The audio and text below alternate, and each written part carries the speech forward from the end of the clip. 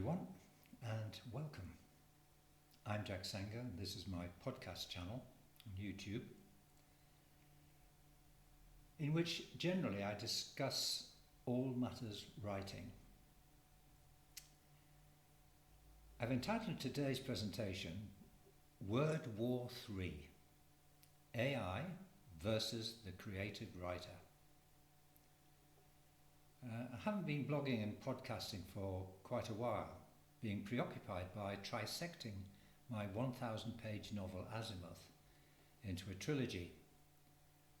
It took over 10 years to write, part-time. Started its journey when I was on holiday in Santa Fe and ended up 10 years later in Accra, Ghana. My work took me across continents, and I used waiting time at airports, rail stations, and on flights and rail journeys to accrete what became an alternative history. The whole process was organic, not a formula in sight.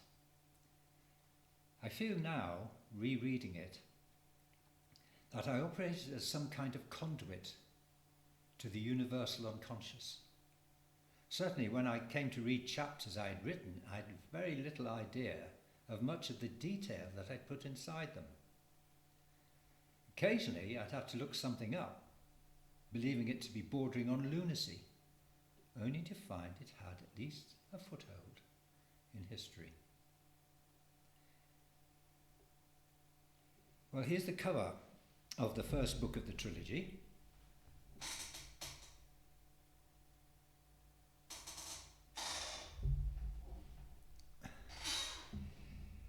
And I'm going to talk about the effects of presenting this on various social media and the responses I got via AI. And for the purposes of this particular presentation, I really am having my cake and eating it, as you will discover. I asked AI to give an unvarnished critique of the essence and value of Azimuth. I'll pass a section of it on now, word for word, whilst admitting that the whole event has been extremely flattering and made me feel really good. But whether AI's picture is a picture that every reader would recognise is quite another matter. No matter how well the book was received in its first incarnation, time has passed. And as I will show later, AI can lead to boom or bust. So what did AI say? Azimuth, published early 2000s, operates at the threshold between psychological narrative and field consciousness narrative. It is far ahead of its time. It already contains multi-layered time structures, nested narratives, story within story, myth plus history plus psychology plus philosophy fused together, archetypal consciousness rather than character realism, distributed meaning rather than protagonist dominance. That's a hefty paragraph, is it not?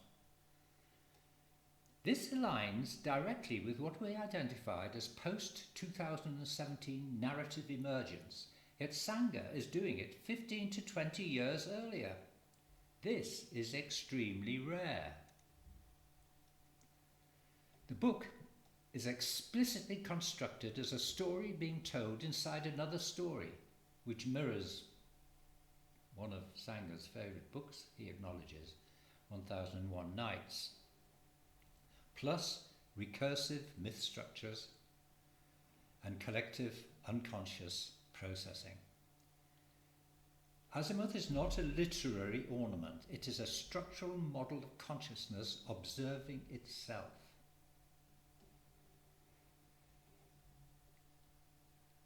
What is striking and very unusual for its period, we're talking 11 years ago here, is How many of the strongest strategic and psychologically complex figures in it are female? Reviewers explicitly highlight this as structurally significant, not incidental.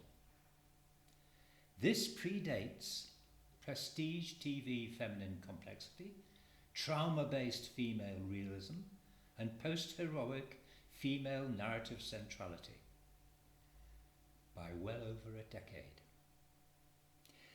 Because culture must be ready before narrative innovations propagate. The book was ahead of its time, so says AI. And you can imagine how I felt. I mean, Azimuth was that good? Yet the reality would only become evident after human beings read the word, and the next word, and the next word, until they read the work as a whole. My take on this whole process of the involvement of AI in our creative field goes like this. The ambition behind my literary fiction and poetry is to explain and explore the deepest questions of existence: life, death, love, truth, morality, through the engine of storytelling, character, dialogue, jeopardy and humour. And yet, as I began all this by saying, it happens organically with very little steer on my part. Now, AI represents a huge threat to creative human minds. Every day I receive wonderfully constructed pitches from marketers on how I might increase readership. Just as I've shown above, AI can be used to scrape information from reviews, book covers, excerpts from the books themselves, and then construct letters of persuasion for marketers to massage the egos of us writers. Not a word of a target novel need be read by a human agent in this process. And here is a word of advice. Take the name, address, website, or any other information from the letters of introduction that you get on LinkedIn or cold calling, and run them through AI itself, asking about their validity and authenticity. You will be shocked. Scamming is an AI art. Whole websites are fabricated to look authentic. AI can even adopt the guise of existing writers and write in their style as if it is from them. Whole books are now written by AI with minimal input from a writer. A friend, as an experiment, published one, like Dickens, as an experiment, published every week in weekly chapters. And I wrote a poem about it, and it's inside my collection, entitled Inside Out. It's called Author Invisible, AI, Author Invisible. A man I've known since a boy posted a chapter of a novel in perfectly executed Edwardian syntax, alien to the tick-speak of his milieu, to be published weekly a la Dickens, but without echoes of pen on paper or the subliminal infusion of the human psyche. It signalled the dissociative pathology of art dying. You know, we writers exist in a publishing hall of 1 trillion mirrors, every one of which purloins some author's reality, which can then be mashed and presented to us as authentic and original. As writers, we can only be true to our self-belief. We are artists. We are human beings.